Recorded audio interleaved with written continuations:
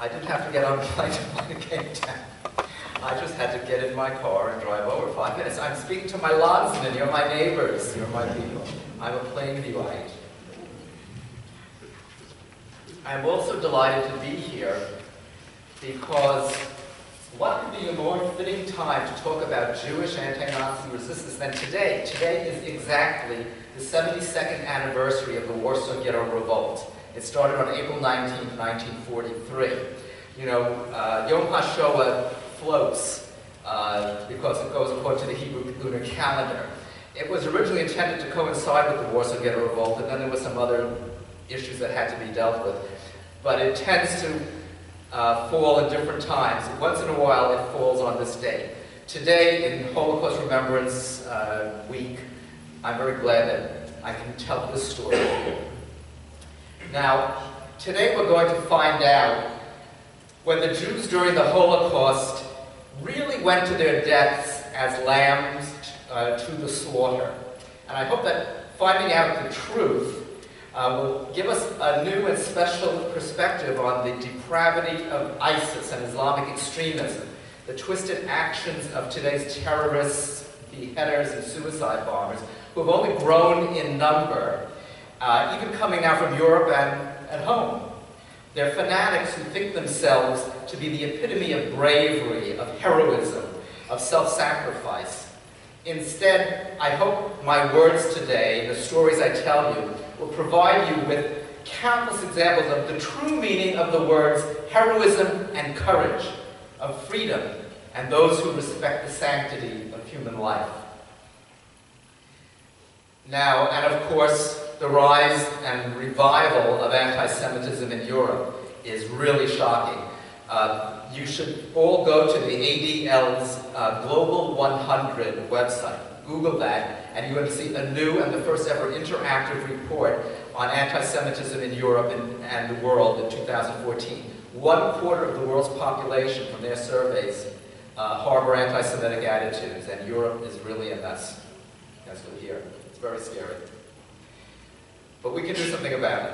Now, while conducting my anthropological fieldwork in Germany on the Holocaust, I came across a relatively unknown, rare story of anti-Nazi resistance by a remarkable group of Christian German students. This became the subject of my book, Sophie, Scholl, and the White Rose. You can pick up a copy if you want, and I'll sign it for you as a fundraiser for Young Israel. And it tells the amazing story that was treated later in the Academy Award-nominated German film, Sophie, Scholl, The Final Days. Today the book is in foreign editions that include several countries where anti-Semitism has grown to shocking heights. And I hope the book will give some people a little ammunition in countering this disturbing trend. Actually, in today's New York Times, in an editorial, they report of a Dutch soccer game where fans, Dutch fans, chanted repeatedly to heckle the visiting team, which was from Amsterdam, and this was Utrecht, Hamas, Hamas, Jews to the gas. And my folks were in the SS. They together burned Jews because Jews burned the best. This is happening in soccer games across Europe, and that's not the only place, of course, but it's very disturbing. It's happening in many, many other ways. Back to the White Rose resistance, some of them were former Hitler Youth leaders, but they somehow managed to see through the haze of Nazi ideology and fanaticism and became opponents of the regime, protesting the mass murder of Jews and ultimately sacrificing their own lives in the name of freedom and our shared humanity. These young people in Europe today could take a great lesson from them. But when I came across the story of the White Rose, it made me also think, what about Jews? I had always had certain presuppositions about the way Jews responded to Nazi oppression, and I decided I had to look into that. But this whole subject brings me back to earliest childhood. I remember one day in Brooklyn, digging through my grandmother's closet of drawers. I was maybe 5 years old at the time, and discovering, hidden under a pile of blankets, an enigmatic photograph of family members she had left behind in Kremenets in the Ukraine. The photograph was printed in sepia on heavy cardboard stock with people posed in 3 rows, older people at the top, grandparents, younger people in the middle, and youngsters at the bottom. And I was very excited by the discovery. And I ran over to my grandmother and I said, "Who are they, Grandma?" Now, you have to understand, my grandmother to me was the essence of jollity. She was chubby and sweet. You could smell the sweat from baking on her rugala. She was full of hugs and kisses, and I thought the crinkle eyes at her eyes came from laughing too much. Now her eyes turned red and watered, and she turned her face away from the photograph, and she said to me in her Yiddish accent, "Don't ask who they are. Hitler burnt them all." Suddenly, the bright eyes in the photographic paper seemed to be burning holes right through. And for the first time in my own young life, a hole started to smolder and burn and expand.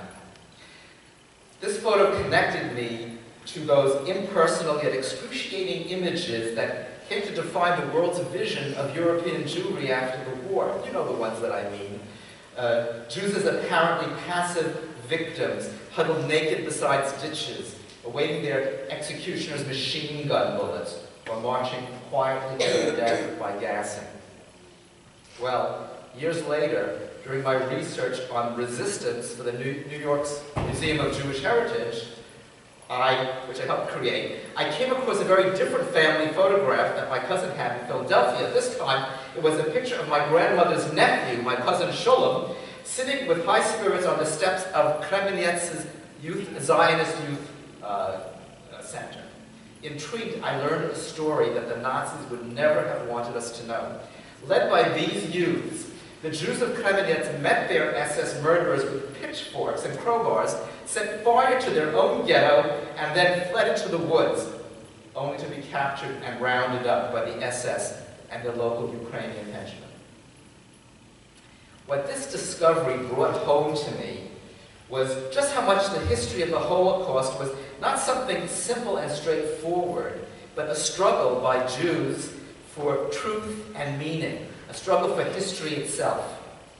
This is because the Nazis themselves attempted to dispose not only over the bodies of Jews, but over the very fact of genocide, over history itself. They did this by distorting the meanings of their acts, or by trying to expunge the traces of their crimes altogether. Listen now to Reichsführer SS Heinrich Himmler, the mastermind of the final solution, addressing SS officers in occupied Poland and Posen on October 6, 1943. "I am referring to the clearing out of the Jews, the extermination of the Jewish race. Most of you know what it means to see 100 corpses lying side by side, or 500, or 1,000, to have stuck it out, and at the same time, apart from cases of human weakness, to have remained anständig, decent. This is what has beat us hard. This is a page of glory in our history, which has never been written and must never be written." In response to this terrifying attempt by the Nazis to control history and memory, Jews throughout Europe felt a growing desperate compulsion to bear witness. That's where the words that you know first came about during the Holocaust. To bear witness however they might. Listen to the gentle teaching